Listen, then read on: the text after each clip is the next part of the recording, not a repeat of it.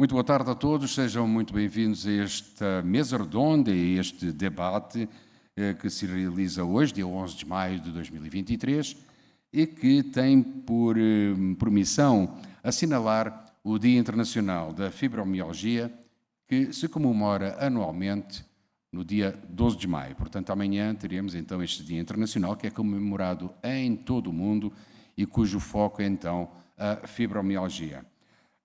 Pode-se dizer que é uma organização e é, digamos, assinalar, é uma espécie de uma conscientização de familiares e amigos dos doentes fibromiálgicos. A organização desta mesa redonda, e já vou passar dentro de alguns momentos a apresentar os nossos convidados, é uma organização do Centro de Pesquisas em Óptica e Fotónica, o CEPOF, que é um CEPID da FAPESP, alocado aqui no Instituto de Física de São Carlos, da USP, que apoiou incondicionalmente esta iniciativa. Falar de fibromialgia, e temos aqui pessoas que são especialistas nas diversas áreas que tratam essa doença, é falar, acima de tudo, de uma doença silenciosa, traiçoeira, e até ao momento é uma doença incurável que traz grandes impactos na vida dos doentes fibromiálgicos. Impactos de ordem familiar, impactos de ordem social, impactos de ordem profissional, uma doença que é caracterizada por uma inflamação, por vezes generalizada no corpo, com muitas dores e que impossibilitam as pessoas de fazer a sua vida normal. Quem vai assistir agora, ou quem está assistindo agora no YouTube, pode também deixar as suas mensagens no chat, que mais tarde iremos responder, já que aqui a USP de São Carlos e todas as unidades da USP, aqui no estado de São Paulo, estão privadas de sinal de internet, motivo pelo qual estamos gravando e não estamos fazendo o ao vivo como inicialmente tínhamos programado. Muito bem, vamos então apresentar os nossos convidados nesta mesa redonda, convidados que são especialistas, cada um na sua área e cujo tema é exatamente fibromialgia. Do meu lado direito tenho o Dr. António Aquino, ele é pesquisador no Centro de Pesquisas em Óptica e Fotónica do Instituto de Física de São Carlos. Do meu lado esquerdo, a doutora Ana Carolina Canelada, uma fisioterapeuta bastante habituada a lidar com este tipo de situações, que nem a fibromialgia.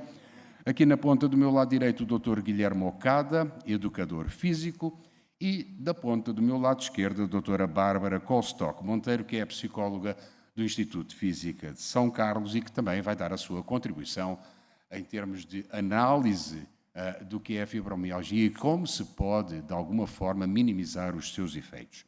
Eu começaria este bate-papo, esta mesa redonda, pelo Dr. António Aquino, que é um pesquisador que há alguns anos já tem alguns anos esta parte, que ele tem sido muito ativo, ele e sua equipe, em termos da tecnologia adotada para minimizar as consequências da fibromialgia, através de tratamentos e pelo diagnóstico. Você foi um dos pesquisadores que deu início a esta caminhada, junto com os seus colegas, para não só avaliar as consequências, como para tentar minimizar os efeitos nefastos que esta doença traz para o doente fibromiálgico, não é?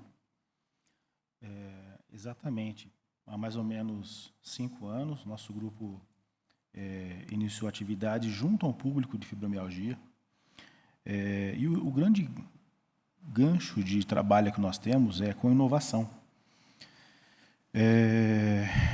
E nesse contexto, nós trabalhamos com o fibromialgico junto a um equipamento que emite laser e ultrassom, e ele tem uma capacidade terapêutica muito grande, né, na questão anti-inflamatória analgésica, mas o grande diferencial no tratamento desses pacientes foi a forma de tratamento.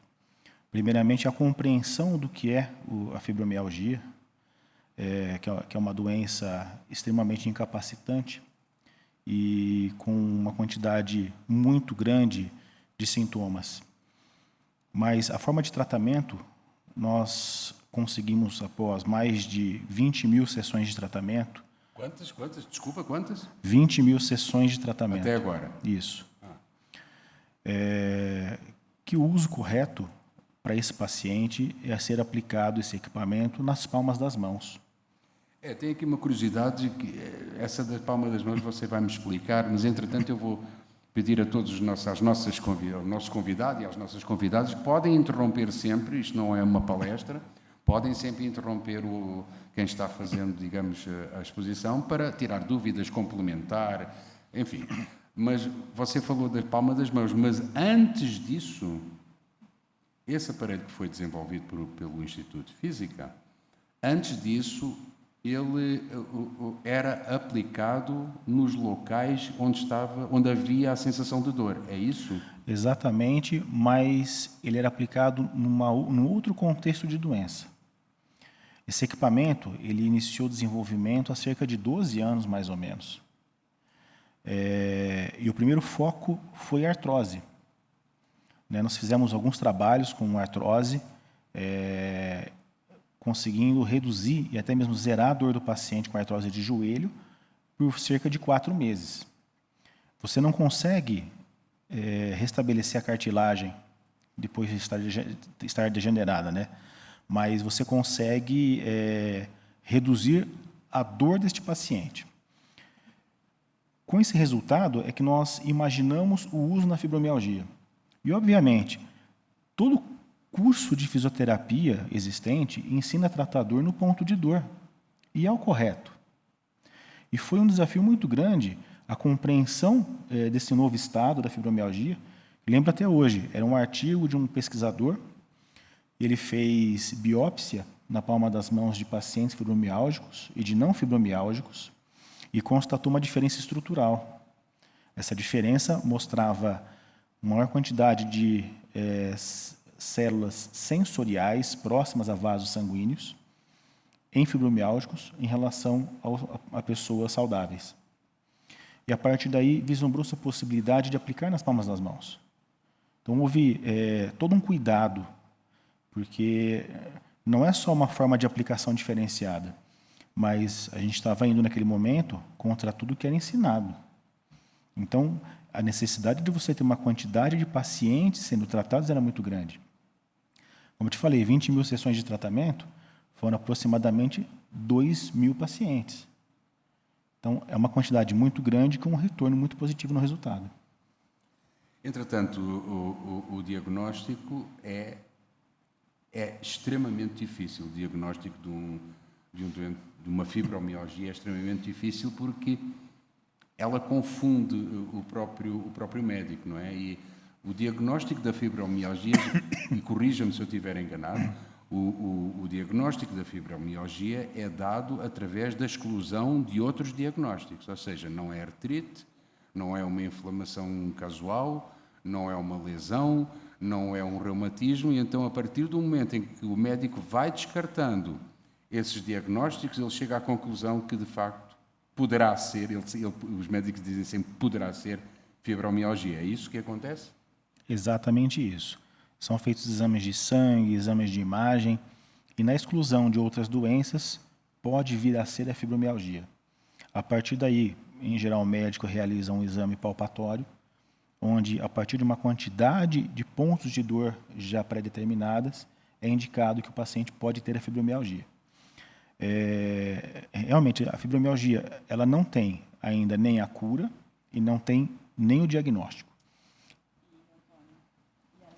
Aqui a doutora Ana Carolina vai complementar, por favor. E além da dor, né, que é uma dor assim, musculoesquelética generalizada, né, existem outros sinais e sintomas que esse paciente ele apresenta, como é o cansaço físico, fadiga muscular, a diminuição da qualidade do sono, ansiedade, depressão, névoa mental. Então, existem diversos outros sinais e sintomas além da dor, né? O que é complicado. Diga-me uma coisa, a gente já voltamos aqui ao doutor António Aquino. Você é fisioterapeuta, já você encara que a fisioterapia é uma solução para diminuir as consequências da fibromialgia. Me explica um pouco isso. Como é que fazem? Como é que é uma solução? Como é que vocês chegam a esse ponto? Então, como eu mencionei, né, que a fibromialgia, ela é uma doença crônica, né? Eu comentei dos sinais e sintomas que o paciente fibromiálgico ele pode apresentar. Então, com esses problemas, né, com esses sinais e sintomas que esses pacientes apresentam, eles podem apresentar problemas físicos, emocionais, né, e afetando aí a qualidade de vida desses pacientes, né? Tanto na razão, assim, como você mencionou, social, físico, familiar, né? Então, a fisioterapia, ela é essencial para a vida desses pacientes fibromiálgicos. A fisioterapia, ela vai melhorar o controle da dor, ela vai aumentar e manter as habilidades funcionais desse indivíduo, né? E na fisioterapia existem diversos recursos, como na nova tecnologia, né, que o Dr. Antônio mencionou, mas na fisioterapia também, assim, tradicional, nós temos na eletroterapia vários recursos, né, de equipamentos eletrônicos, temos também as terapias manuais, né, com técnicas de massagem relaxante, pompagem, que também vai aliviar a dor, as tensões musculares, né? Além desses recursos, nós temos áreas da físio, como a hidroterapia. A hidroterapia são fisioterapeutas especialistas, né, que atuam com a água morna, com a água quente. Então, o paciente e a fisioterapeuta trabalham juntos dentro da piscina, né, com atividades, exercícios próprios ali da técnica de hidroterapia, também aliviando a dor, né, a tensão, o relaxamento muscular e também o Pilates, né? Hoje o Pilates também ele é uma área também da fisioterapia com fisioterapeutas especialistas, né, que alongam, fortalecem aí. Para quê? Para que permita aí o indivíduo continuar as suas atividades diárias, né? E melhorar também a qualidade de vida, né, desses pacientes. Doutora Ana Carolina, qual é a sequência? Você primeiro, o fisioterapeuta primeiro aplica, digamos, a nova tecnologia que foi desenvolvida no Instituto e depois segue todo esse caminho complementar para restaurar... para ajudar no cansaço físico, na fadiga muscular, né? Porque a primeira aplicação, essas aplicações que se faz a aplicação é com LED... Com laser e ultrassom. Perdão, com laser e ultrassom, elas têm... O foco delas é diminuir a inflamação, analgesia, aliviando a dor, porque eliminando a inflamação, você reduz a dor. Isso. E depois você prolonga esse estado, esse bem-estar, com todos os outros tratamentos que são complementares. É isso? Me explica um pouquinho como é que você faz esse caminho tão legal? Não, o paciente, na quinta sessão, o paciente já mostra já um bem-estar, uma qualidade, né, Antônio, assim, satisfatório. A gente vai conversando com ele, vai tratando, né, como o Antônio mesmo comentou, na palma da mão. Tivemos um paciente que mandou uma foto para nós em Paris. Estava viajando em Paris. Ótimo. Que maravilha. Doutora Bárbara Colstock, por favor. Isso, em termos psicológicos, também tem influência, não é? Não, eu acho que tem uma grande influência, principalmente por não ser um tratamento invasivo. Por quê? O que acontece? Se a gente pega qualquer pessoa que sofre de qualquer problema crônico é aquele que dura mais de 6 meses, né? Qual que é a história dessa pessoa? Por quantos médicos essa pessoa já passou? Por quantos enfermeiros? Quantas vezes essa pessoa já foi furada? E, assim, vocês terem desenvolvido um tratamento não invasivo, que não vai furar, que não vai doer nessa pessoa que já sente dor muitos dias da vida dela, é muito importante. E por que isso? É muito comum em pessoas submetidas a tratamentos recorrentes que ela passe a ter uma questão de ansiedade na presença de alguns elementos. na presença do enfermeiro, na presença do médico, na presença da agulha. Se a gente pegar crianças pequenas que adoecem e ficam internadas muito tempo, às vezes elas associam até a cor branca a isso. Então, vê um coelhinho branco e o coração já dispara. Por quê? Porque ela ficou no hospital e viu um tufo de algodão toda vez que alguém ia furar ela. Então, assim, desenvolver uma tecnologia que tira essa condição de sofrimento para essa pessoa que já sofre é de muita importância. E aí eu estava pensando aqui, enquanto vocês falavam, da questão da dor crônica em si e o quanto que é importante buscar cada vez mais. Que nem é uma pessoa que está sempre procurando tratamento, ela está sempre acompanhada por profissionais de saúde. Na psicologia, a gente brinca que é um doente especialista, porque essa pessoa já está com dor há tanto tempo que ela já sabe descrever como é a dor, se ela pulsa, se ela lateja, se é na forma de agulhada, né? É uma pessoa que relata muito sobre dor, uma pessoa que tem um vocabulário, se vocês... Eu acho que quem está assistindo tem, né, fibromialgia ou tem qualquer outra dor crônica, vai entender o que eu estou dizendo. A pessoa sabe discriminar qual que é o horário que ela sente, se esfria dói mais, se esquenta dói menos, tudo o que acontece. Então, tratar isso também tem a contribuição da psicologia, né, que eu vou puxar a sardinha aqui para o meu lado também, Claro. mas assim, enfatizando muito da importância desses tratamentos que promovem também bem-estar, principalmente para essa pessoa que já traz tanto sofrimento relacionado à dor. E, como a Ana Carolina comentou, muitas vezes o diagnóstico da fibromialgia está associado à depressão. Está associado à depressão, à ansiedade. Uma época estava se discutindo se esse não poderia ser também um critério diagnóstico, tipo, a pessoa tem fibromialgia a partir do momento que ela tem determinadas condições físicas e psicológicas. Doutora Bárbara, há quem diga, aliás, isto tendo em consideração a experiência que eu tenho com o Dr. António Aquino e com a sua equipe, há muitas indicações, há muitos pontos em que as pessoas falaram que começaram a ter a fibromialgia a partir de um trauma psicológico. Sim. Sim. Não é? Sim. Explica um pouquinho. Eu não... Como é que surge isso em termos de um trauma psicológico? Então, se a gente pega uma condição de estresse, assim, a gente está submetido a estresse a todo momento, né? Nós mesmos aqui, estávamos todo mundo preparado, com os cabelos arrumados, né? Assim, tensos para esse momento, não tensa de um jeito ruim, mas alguma expectativa a gente tem. A gente não está aqui relaxado assistindo Sessão da Tarde. A gente está aqui numa situação de alerta. Acho que nós 5 estamos nessa condição. Assim, a gente está cuidando da postura, cuidando do tom da voz que está usando, a gente está atento. Isso é um estresse bom. É um estresse que coloca a gente para trabalhar. Só que, para isso acontecer, a gente tem uma mobilização das nossas glândulas, nossos hormônios. Quando a gente passa por um estresse agudo, forte, eu posso passar por isso, por exemplo, furei o pneu, bati o carro. Agora, quando eu passo por uma situação traumática, tem toda uma descarga biológica, né, de todo o circuito hormonal, da suprarrenal, da hipófise e tudo mais, que eu não vou saber descrever, que pode desencadear um processo doloroso.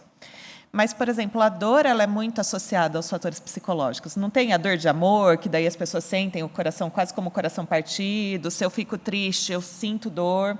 E tem também, associando ao que a Ana Carolina disse, a questão do relaxamento. Assim, então, se eu estou com dor, eu me contraio e aí eu passo a ter posturas antagônicas ao que eu deveria ter, assim, posturas que eu adoto no contrário. Estou com dor nas costas, eu fico mais torta no lugar de ficar retinha. Então, tudo isso vai aumentando. Então, eu passo por um período de muito estresse. Então, eu já fico com o corpo tensionado além da parte toda biológica. Deixa eu te perguntar, para complementar, sem querer, obviamente, interromper a sua linha de raciocínio, mas um trauma psicológico, ele causa a inflamação, que é ela que causa a dor, não é? Ou não? Não necessariamente inflama, mas causa ali algumas condições. Ou seja, ele pode ser o gatilho? Então, a gente tem... Pode ser, a gente pode chamar de gatilho, mas não necessariamente. Assim, o que acontece? A gente tem... A nossa parte psicológica faz parte do nosso corpo, né? Nossa cabeça faz parte do nosso corpo. Então, se eu passo por uma situação muito ameaçadora, muito assustadora, sei lá, teve um terremoto aqui, muito imprevisível, que a imprevisibilidade é um ponto também muito difícil.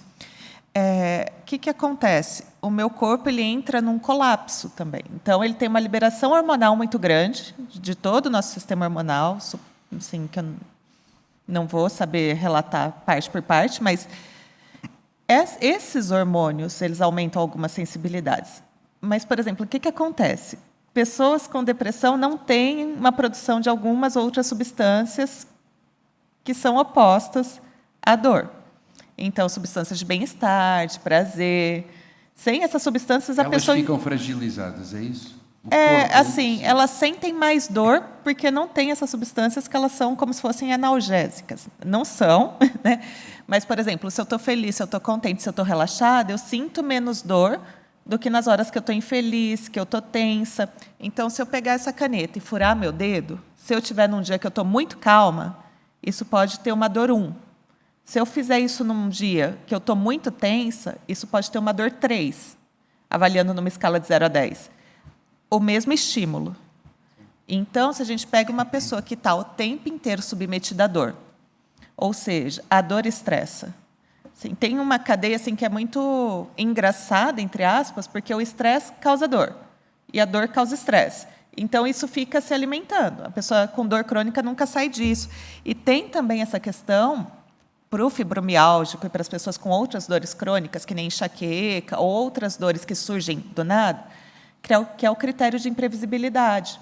Então, eu não sei se eu posso confirmar minha presença na mesa redonda, porque eu não sei se eu vou estar com dor naquele dia ou não. E eu não tenho controle sobre isso. Então, tem técnicas que ajudam. A fisioterapia vai ajudar, tem técnicas de relaxamento na psicologia que vão ajudar, tem técnicas de manejo de dor, que nem para a psicologia a gente entende a dor como um padrão comportamental. Então, eu posso mudar padrões comportamentais, eu posso mudar como eu me relaciono com a minha dor. Se eu estou com dor e eu fico de cama, é diferente de se eu estou com dor e vou trabalhar. Eu posso buscar alternativas de como eu aprendi. Só que, para a pessoa com dor crônica, essa aprendizagem é muito solidificada, porque são muitos dias. E, muitas vezes, tentando lidar, tentando aliviar essa dor, e a dor não passa. Muito bem. Estamos a falar de dor, doutor António Aquino. Você e é bem interessante. Você é o cara da dor, não é? Mas, dentro disso, é bem interessante a questão do estresse, porque o estresse ele pode levar a uma alteração momentânea de pressão. É normal. E, há cerca de um ano, mais ou menos, nós fizemos uma publicação de uma avaliação da complacência intracraniana, que é a condição, a capacidade de expansão do cérebro sem que haja qualquer tipo de dano, né? A complacência, uma das variações que existe é a pressão sanguínea. Então, me veio aqui uma hipótese de que o estresse, dependendo de sua intensidade, da variabilidade biológica, ele pode exatamente promover essa alteração de pressão, o que desregula o centro de dor do córtex pré-frontal. Dentro disso, o tratamento que nós fizemos a proposta, nós avaliamos nesta avaliação diagnóstica, né, de que ocorre a redução dessa complacência durante o momento de aplicação do tratamento. Então, há exatamente essa ligação do estresse com uma elevação de pressão que, em algum momento, pode desencadear esse estado alterado da fibromialgia. E já que o estresse é grande questão, um dos fatores que ajuda no dia a dia a ter esse controle é exatamente o exercício, né, que é uma grande válvula de escape no nosso dia a dia. Assim como o Pilates, que é uma atividade que fortalece muito os pacientes, ajuda, outros tipos de exercício auxiliam no tratamento e podem auxiliar, inclusive, na prevenção. Porque, um dos casos que eu observei, a paciente relatou que ela passou a ter o quadro de fibromialgia após estresse no trabalho. E é muito preocupante, porque todos nós temos estresse no trabalho, né? É algo que não dá para desligar uma coisa da outra. Então, a possibilidade de uma quantidade muito grande de pessoas apresentarem um quadro de fibromialgia passa a ser grande. E, dentro disso, temos que achar formas de limitarmos esse estresse, temos uma válvula de escape que reduza e nos traga uma normalidade. Você falou, eu falei que era o cara da dor, porque Doutor António Aquino, também você estudou bastante os princípios da dor e continua por dentro dessa temática. Agora, o exercício como tratamento para fibromialgia, não acham um pouco estranho isso? Não acham. Então, eu vou passar para o Dr. Guilherme Ocada. Dr. Guilherme, como é que o exercício pode ser encarado como uma forma de tratamento da fibromialgia, se o doente está cheio de dor? Então, o exercício ele tem inúmeros benefícios. Todo mundo já conhece os benefícios do exercício físico, né? Controle da pressão sanguínea, diminuição de risco de diabetes, diminuição de risco de câncer. Como a gente faz isso com um fibromialgico? São casos e casos. Então, a gente tem que ter uma certa empatia com o fibromialgico nesse sentido, em estar propondo atividades de baixo impacto e de pouca força, porque naquele momento ele está com muita dor. E aí, dependendo ainda do nível de dor da pessoa, o recomendado é que ela trate primeiramente a dor.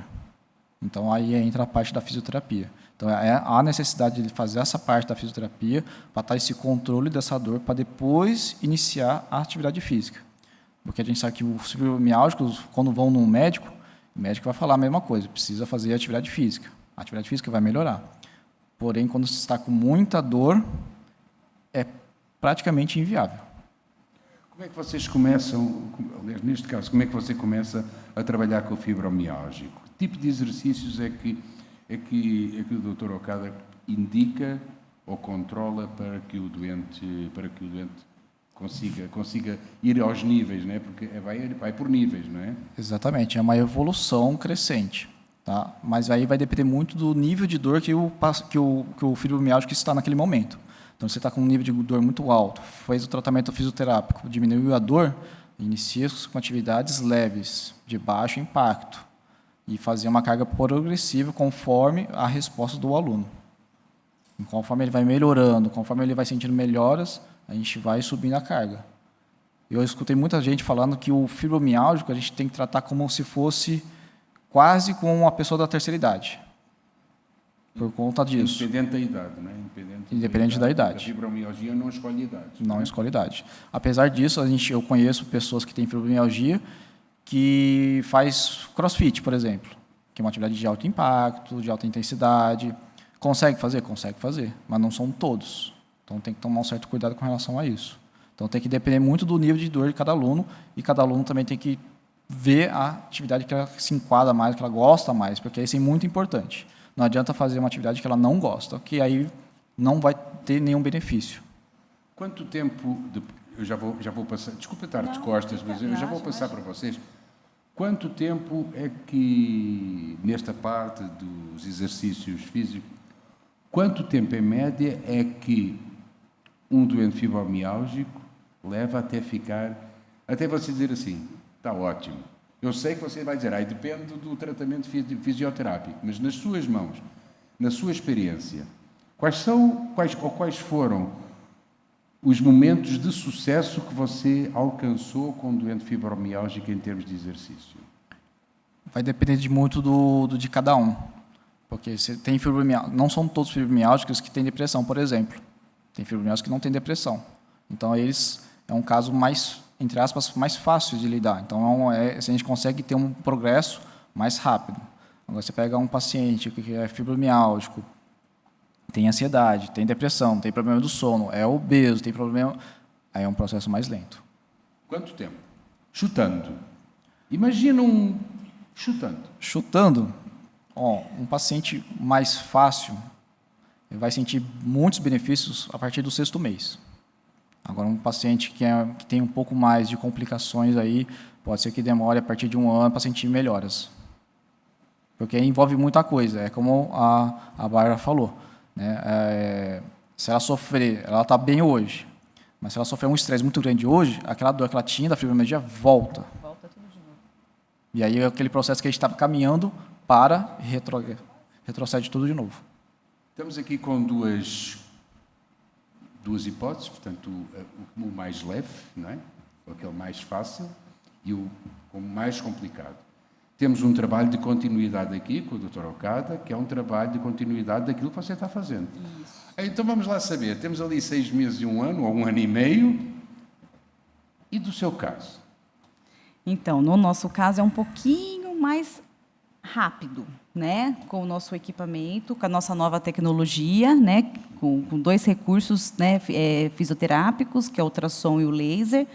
Então, em 10 sessões, a gente consegue amenizar a dor do paciente, a qualidade do sono, o bem-estar, qualidade de vida.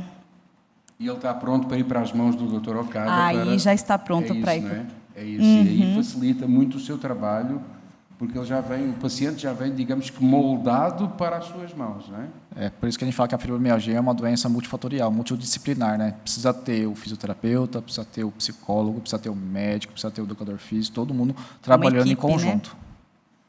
Doutora Bárbara, no meio disto tudo, tem um trabalho essencial, que já não é o trabalho de tentar saber de onde vem, como é que foi, mas tem o trabalho de acompanhamento de todos estes processos, que também não é fácil para o doente fibromialgico, não é? Seja ele o leve, seja ele aquele que está mais, digamos, mais comprometido com a doença, não é? Sim, e aí a importância da psicoterapia, porque também cada um vai respondendo de uma forma diferente. Então, vai ter aquela pessoa com evolução rápida, vai ter aquela pessoa que está evoluindo e passa por um problema, que é o que acontece, né? Na nossa vida, vira e mexe, a gente lida com uma coisa nova. E responde a isso de uma forma positiva ou responde de uma forma negativa, os problemas continuam a acontecer. Mas tem alguns protocolos que a gente, assim como as outras áreas, né, na psicologia a gente também vem trabalhando com prática baseada em evidência, que mostram melhoras a partir de 12 sessões, quando você tem um protocolo sistematizado. E o que seria? Informações sobre dor, informações sobre fibromialgia, informações sobre estresse, isso a gente chama de psicoeducativo. E, principalmente, informações e treino de relaxamento. Assim, para a pessoa passar a identificar os momentos em que ela tensiona e sente mais dor e se autorregular, conseguir ela mesma relaxar o corpo para diminuir um pouco essa sensação.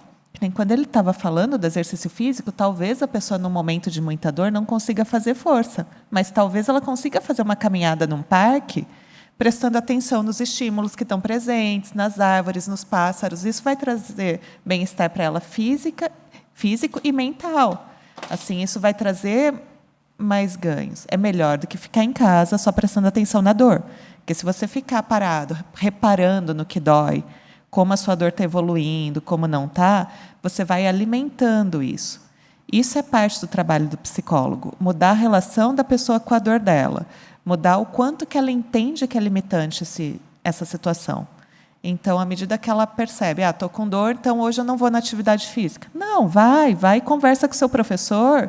Olha, eu estou com muita dor hoje, não estou conseguindo fazer. Tá bom, dá para fazer um relaxamento? Dá para fazer uma caminhada? Dá para fazer algum outro exercício? Dói tudo ou dói mais numa parte? Porque na fibra a gente tem essa condição. Às vezes a dor ela é generalizada e às vezes ela está num grupo superior ou num grupo inferior.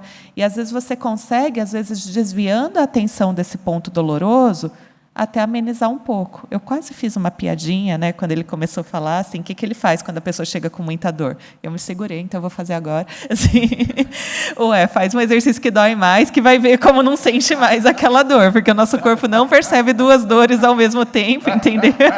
É só fazer doer um pouco mais que aquela dor inicial vai sumir. Se vai ter outra ou não, já é uma outra situação.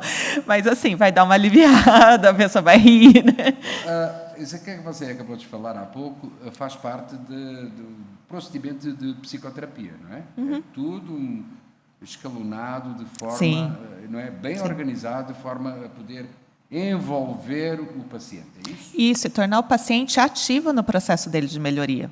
Porque, assim, até a palavra paciente, na psicologia, às vezes a gente adota como cliente para tirar essa questão da passividade. Então, não sou eu que estou manipulando ele, não sou eu que estou intervindo nele. Eu estou proporcionando ferramentas para que ele se autorregule, para que ele faça o manejo da própria vida, para que ele vá assumindo o controle, retomando mais uma vez nessa condição que a dor já é imprevisível. Então, quanto mais controle essa pessoa tiver da própria vida, mais autônoma ela vai ficando e mais independente, independente dos profissionais de saúde, independente da dor dela, e ela vai aprendendo como controlar e lidar melhor com essa situação. Mas, assim, eu não estou falando também que é fácil, é a mesma coisa que ele disse. Assim, tem gente com mais dor, tem gente mais deprimida, tem gente... Vai depender muito da história individual, vai depender muito dos recursos e da situação a qual a pessoa está exposta naquele momento. Se ela está no momento da vida relativamente tranquilo, apesar da dor, é uma condição. Agora, se ela está no momento de desemprego, se ela está no momento de um relacionamento amoroso fragilizado, de problemas de relacionamentos familiares, poxa, quanta coisa está acontecendo com essa pessoa e a dor é só mais uma fonte ali que ela precisa lidar, mais um problema para ela lidar. Então, é muito importante a gente considerar a pessoa, né? Eu sempre brinco, quando eu faço as palestras, que a gente tem um monte de bolinha para deixar no ar. E, às vezes, a gente está com as duas mãos, mas tem vezes que é como se a gente estivesse com uma mão atada e tentando segurar todas as nossas bolinhas no ar. Às vezes é mais difícil. Doutora Okada, você consegue detectar nos seus trabalhos de trabalhos físicos, você consegue detectar esses problemas individuais dos seus clientes? É melhor dizer clientes do que pacientes, é mais simpático. Mas você consegue detectar, você consegue conversar com eles, tentar retirar mais informação? Consegue, assim. Por isso que eu falei que é importante do fibromialgico partir para uma atividade que ele goste, que ele sinta prazer, porque aí fica mais fácil esse feedback do professor. Então, a partir daí, das conversas que a gente vai tendo durante os dias, a gente consegue identificar o dia que ele está mais deprimido, o dia que ele está com mais dor, a gente consegue definir isso. E aí, a partir daí, também a gente consegue determinar um encaminhamento.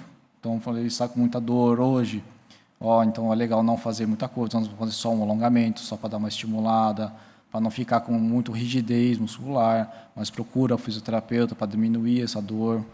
Estou com problema no sono, procura um médico para ver por que está com esse problema no sono.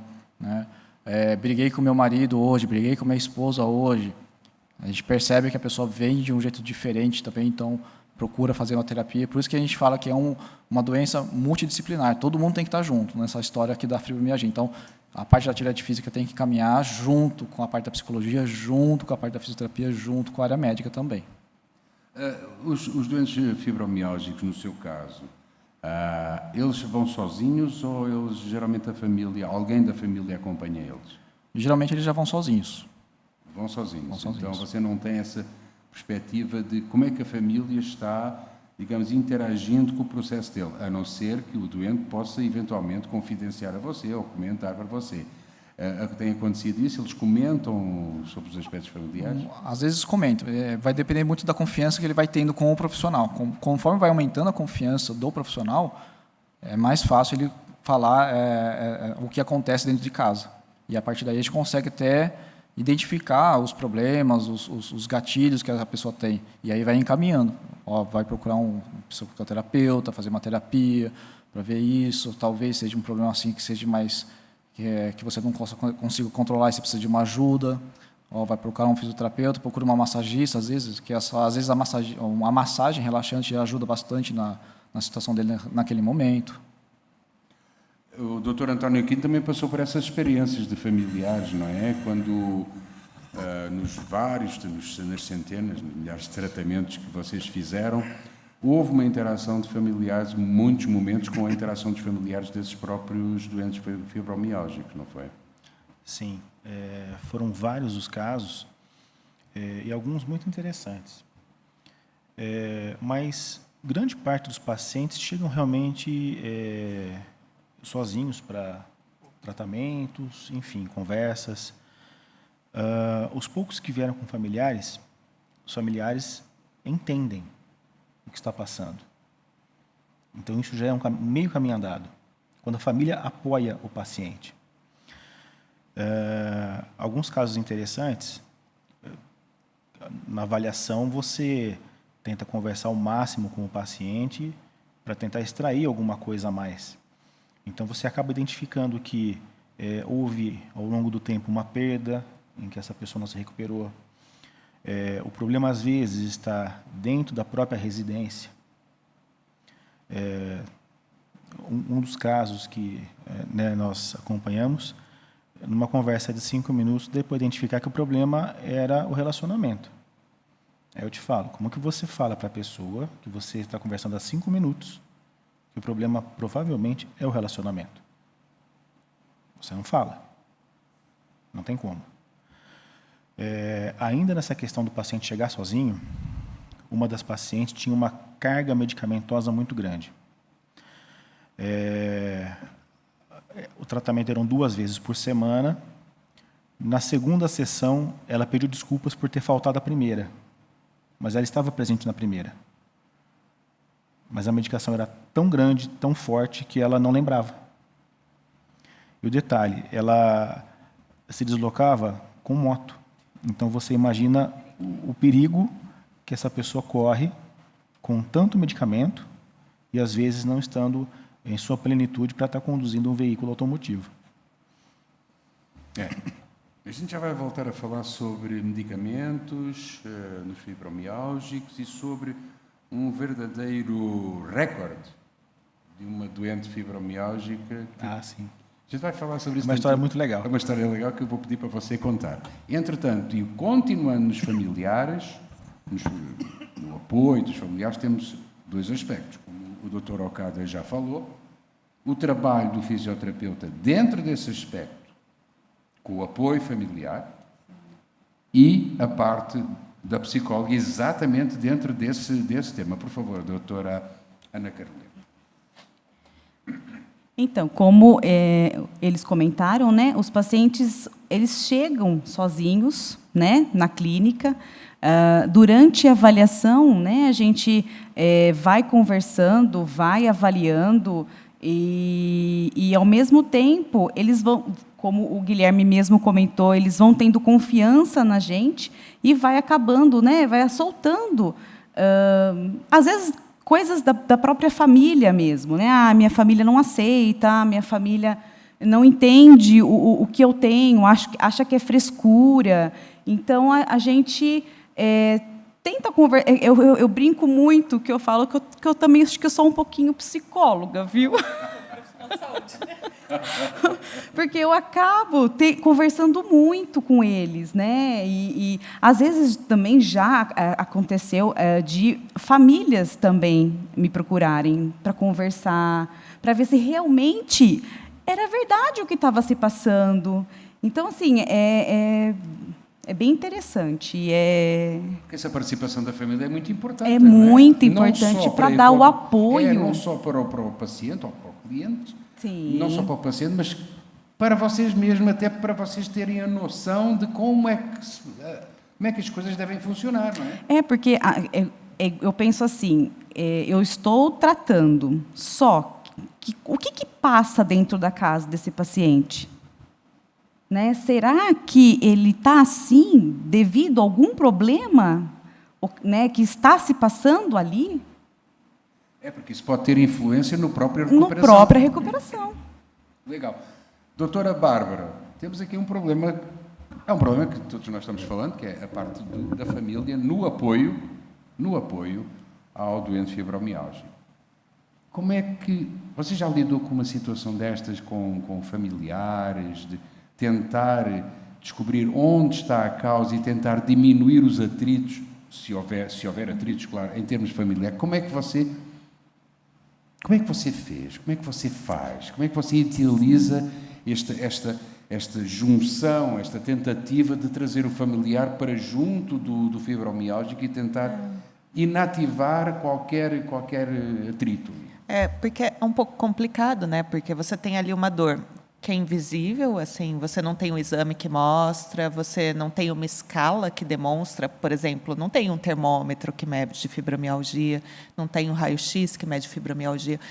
Então, a partir do momento, para mim, né, nos aspectos psicológicos, como meu contato no geral é com a própria pessoa, lógico que tem orientação com a família, na medida do possível, mas, no geral, a gente está falando de pessoas adultas que trabalham, que vivem assim do mesmo jeito que elas vão sozinhas para o trabalho, elas vão nos cuidados de saúde, né?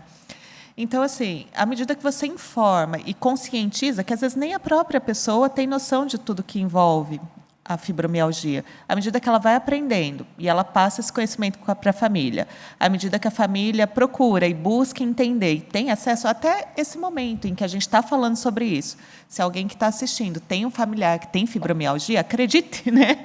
Existe, essa doença existe, é uma doença, não é uma invenção da cabeça, não é um sintoma da depressão, não é porque a pessoa está triste, não é, ela está sentindo dor e é uma dor característica de um adoecimento. Então, conscientizar e educar sobre o adoecimento é muito importante, tanto para a pessoa quanto para o familiar. E eu vou ainda ampliar essa compreensão para além, porque, como eu disse, no geral são adultos. É uma doença que se manifesta em crianças, mas ainda é pouco estudado, mas que tem uma ocorrência muito maior a partir dos 30 anos. Adultos e mulheres, não é? Preferencialmente no sexo preferencialmente em mulheres, com várias outras dores e doenças, né? Adultos e mulheres. Mas, assim, é uma ocorrência numa população economicamente ativa. E o objetivo é que essa pessoa continue ativa, não é que ela se afaste ou se aposente por dor. É para que ela consiga se adaptar e tenha, né, uma condição dolorosa menos impactante no trabalho dela, para que ela falte menos ao trabalho, que nem, no geral, se as pessoas faltam muito no trabalho, o que acontece? É demitida. Em último caso, se não é demitida, não é promovida também. Então, assim, que essa dor seja o menos impactante possível, que ela afete cada vez menos esferas. Então, conscientizar a família, mas também conscientizar os colegas de trabalho, a chefia. E o conscientizar não é, tipo, passar a mão na cabeça. É entender que está acontecendo isso e, às vezes, essa pessoa talvez vá trabalhar de casa em alguns dias, na medida do possível. Que nem eu atendi uma moça, uma época que trabalhava no INSS, e, para ela, o fato de trabalhar de casa trazia muito mais conforto. Que ela tinha ali algumas técnicas de analgesia não medicamentosas. Por exemplo, ela ia tomar um banho mais quente, ou ela colocava uma bolsinha de água quente nos lugares que estavam doendo. Só que isso são coisas que ela consegue fazer facilmente da casa dela. Porém, no ambiente de trabalho, isso é muito difícil. Então, ter alguma flexibilidade quando isso é possível. Eu sei que não são todos os trabalhos em que isso é possível, mas diminui o que a gente chama de presenteísmo, que é o trabalho com dor. E é nesse trabalho com dor que aumenta a chance da pessoa sofrer acidente de trabalho, que aumenta a chance da pessoa cometer um erro ali que pode comprometer algumas decisões importantes. Eu acho que todo mundo que está ouvindo, que está vendo, e nós mesmos, a gente já trabalhou com dor de cabeça forte. Gente, mulheres, já trabalhamos com cólica forte. E o dia que a gente está assim, como que a gente está? A gente não está em 100% do rendimento. Agora, pensa para uma pessoa que sente dor muitos dias da vida dela, muitos dias do mês. Como que a gente faz? Como que a gente minimiza? Para essa pessoa continuar produtiva. A gente não pode... Lógico que tem quadros e quadros, né? Mas, assim, quadros mais graves, pode ser que a pessoa chegue a se aposentar por algum motivo, mas, assim, na medida do possível, o que a gente espera como profissional de saúde? Que essa pessoa continue dando conta da vida dela, que ela continue conseguindo ter um trabalho, continue ter autonomia, continue tendo condições de fazer a própria comida, de gerir a própria vida, né? Eu sei que o que eu vou perguntar talvez seja um pouco exagerado ou seja de choque. O facto de uma pessoa sentir dores consecutivamente, todos os dias, ao longo de semanas, meses e de anos, poderá ser uma forma de suicídio, de ir ao suicídio? Tem uma incidência bem alta entre as pessoas que tentam suicídio, de pessoas com dor. Então, mais pessoas com dor crônica tentam se suicidar do que pessoas sem dor crônica. É um fato. É um fato. É um dado. É um fato, infelizmente. Casos difíceis, casos complexos. Doutora Ana Carolina, dentro da sua atividade no tratamento de doentes fibromialgicos, você teve algum caso que foi excepcionalmente difícil? Olha, eu sou fisioterapeuta há 16 anos, né? Eu me formei, comecei a trabalhar na área de ortopedia e eu estou no grupo, acho que 4 anos, 3 anos, acho que mais ou menos isso, né? E então, assim, desde que eu comecei a trabalhar na área de ortopedia, né, onde eu atendi vários pacientes, tratamentos fisioterápicos, né, como eu comentei, de eletroterapia, cinesioterapia, eu não vi uma resposta tão rápida como a resposta daqui com a nova tecnologia. Com a nova tecnologia. Quer dizer que você, graças a essa nova tecnologia, você não enfrentou casos considerados complicados. Sim. A nova tecnologia, explica o nome da nova tecnologia, doutora Antónia Aquino, por favor. Eu não posso saber tudo, não é? Bom, a tecnologia envolve 2 recursos da fisioterapia, que é o laser e o ultrassom. Me explica, por favor, me explica qual é o campo, qual é o trabalho de cada um. Tá, vamos lá. Isso imaginando o tratamento junto ao fibromialgico, tá? Bom, nós já falamos que o laser e o ultrassom são aplicados nas palmas das mãos dos pacientes. Então, o laser ele tem uma função analgésica, anti-inflamatória, e ele tem a capacidade de produzir energia. Ele age diretamente sobre a mitocôndria, que é uma organela do nosso corpo, das células. O ultrassom são ondas mecânicas que produzem, além da analgesia e ação anti-inflamatória, uma condição de cavitação na membrana celular. Tudo isso faz com que a entrada de íons sódio e íons potássio fiquem facilitados. Então, a partir da aplicação na mão, esses recursos eles são conduzidos pelas vias nervosas aferentes, chegando até o cérebro. Ali você consegue uma modulação da pressão intracraniana, agindo na complacência, como nós falamos, afetando rapidamente o córtex pré-frontal. Ali você consegue estabilizar a hipersensibilidade. Então, o toque no fibromialgico, que geralmente é excessivo, passa a ser dentro da normalidade, como uma pessoa saudável. O que observamos nos estudos é que ele não para por aí, já que são tantos os sintomas, né? Essa variação da pressão intracraniana, ela é conduzida pelo sistema parasimpático, os nervos vagos, gerando uma bradicardia, que é uma diminuição dos batimentos cardíacos, diminuição de dor de estômago e o intestino irritável, que é um sintoma extremamente pontual no fibromialgico. Ao longo do tempo, observamos algo ainda melhor, que foi o retorno da chamada fibrofog, né, que é a névoa mental, concentração. Conseguimos, numa paciente, foi um caso publicado, inclusive, que desde 2018 foram, acho que, 42 meses sem a fibrofog. Ela tinha muito problema de concentração, ela diz que esses sintomas surgiram em 89. Em 2006, o médico apontou que era fibromialgia. Em 2018, ela fez o tratamento conosco. E de lá para cá, ela melhorou tanto que ela está no 2º ano de fisioterapia. Ela adorou. Está fazendo a graduação a de fisioterapia. Área, se apaixonou e está fazendo graduação em fisioterapia. Ou seja, a questão da memória, tenho certeza que está resolvida. E a questão da dor também ficou resolvida? Ela está sem dor, está controlado durante todo esse tempo. E ela sabe agora que sempre que tiver algum probleminha a mais, ela pode recorrer a uma terapia não medicamentosa. Porque ela estava entregue, né, à parte medicamentosa, ela estava Exatamente. dependente da parte medicamentosa. E não apenas a parte medicamentosa, que é possível fazer ingestão em casa, mas muitas vezes em hospitais com auxílio médico. Muito bem, a gente já vamos voltar a falar, estes eram os 42 meses que eu estava sem tratamento, sem qualquer tratamento, portanto, Exato. A não ser aqueles pontuais que ela tenha que fazer alguma coisa.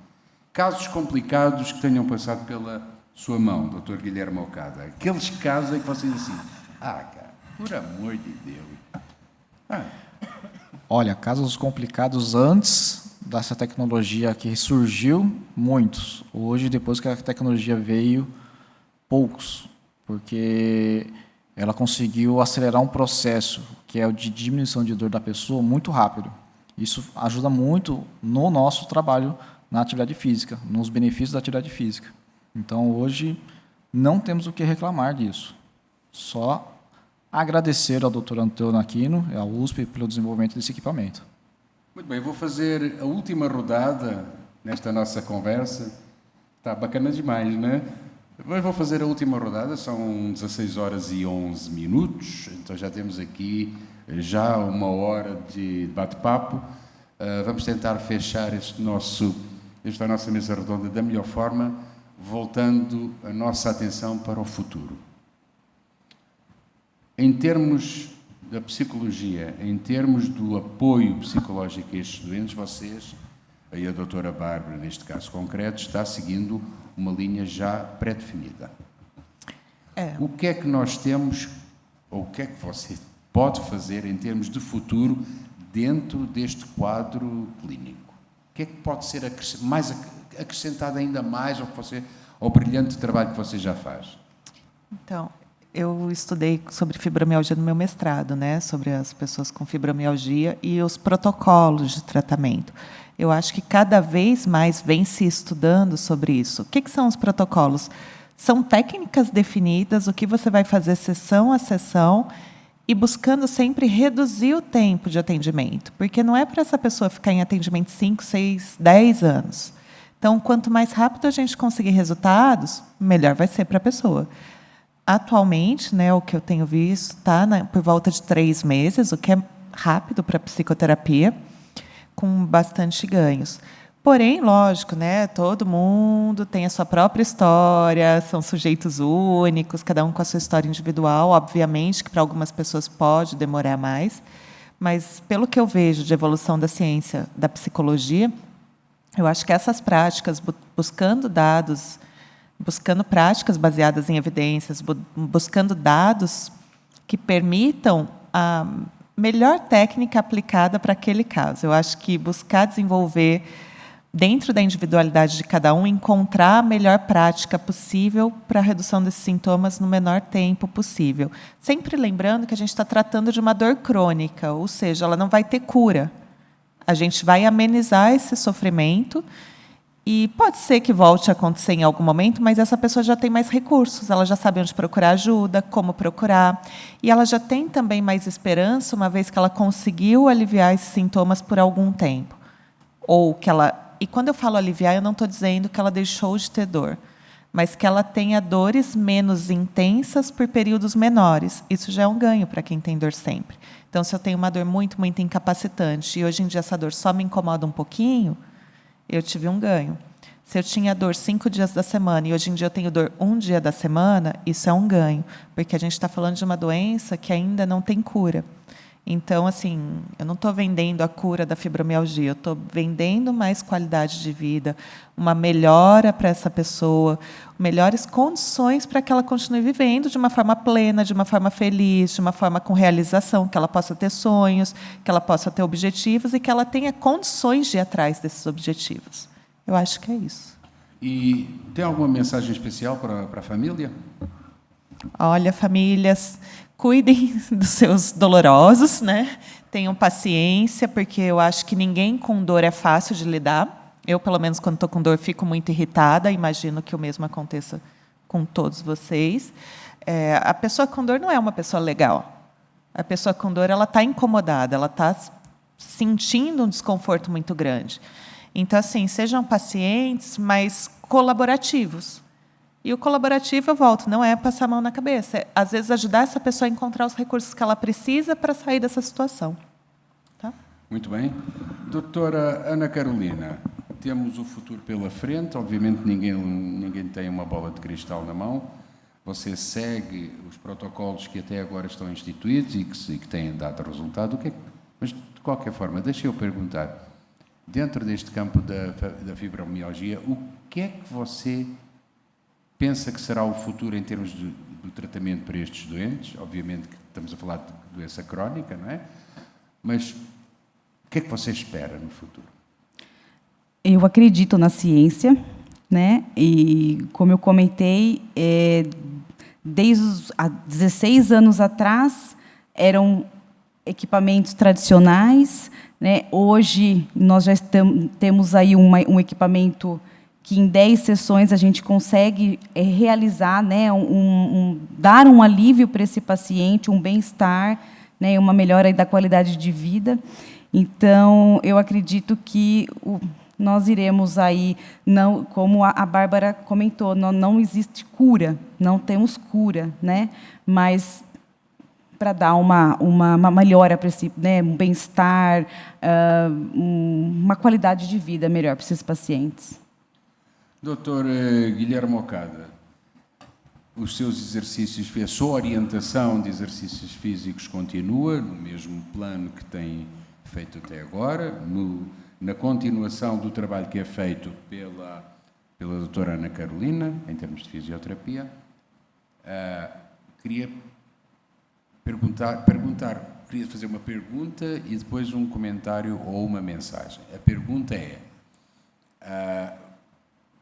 este protocolo de exercícios físicos, digamos que o roteiro está feito, não é?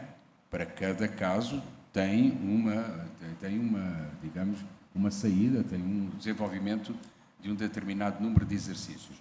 Você acredita que dentro de um futuro próximo possa haver uma evolução ainda maior no controle e no tratamento das consequências da fibromialgia? Com toda certeza. Eu acho que essas tecnologias que estão vindo aí hoje vêm muito em prol do fibromialgico, porque hoje o fibromialgico demora-se muito para saber que é fibromialgico, né, e os tratamentos para a redução de dor demoram muito para surtir efeito. Conseguindo reduzir tudo isso, o exercício com certeza vai reduzir o tempo também de benefício para essa pessoa.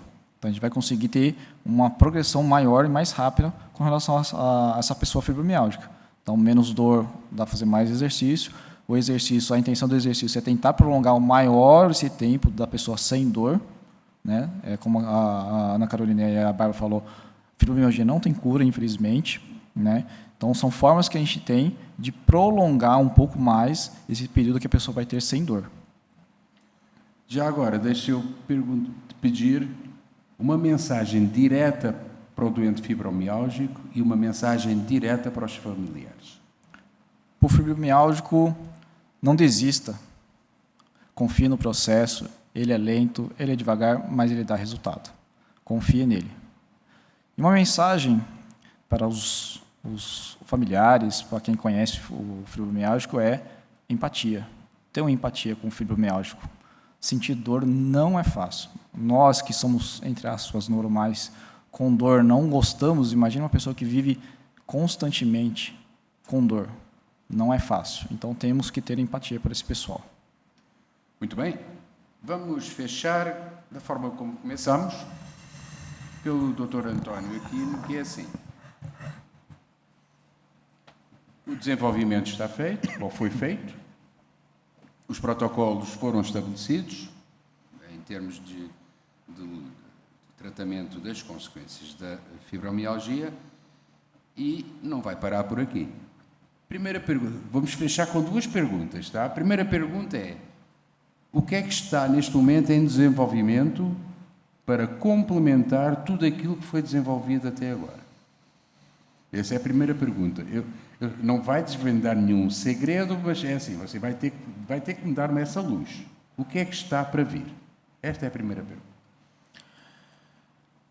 Bom, eu acho que um grande passo que nós demos até hoje foi desenvolver uma forma de tratamento mais eficiente e não medicamentosa.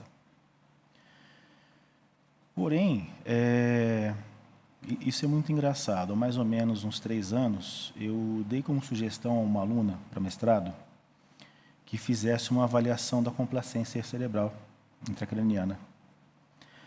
E acho que a gente, às vezes, é taxado de doido, né?